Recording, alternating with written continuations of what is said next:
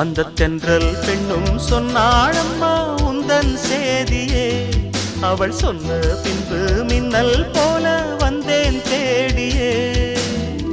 என்னை நீ தொட்டவுடன் என்னவோ பொன்னுதையா, முற்றுகை இட்டவுடன் சிற்றிடை தின்னுதையா.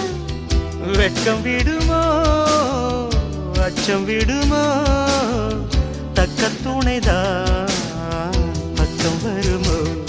ஒரு சோல குயில் சோடி தன்ன கூடுது கூடுது வந்து, அது நெஞ்சோ தொட்டு நினப்பும் தொட்டு பாடுது பாடுது சிந்து.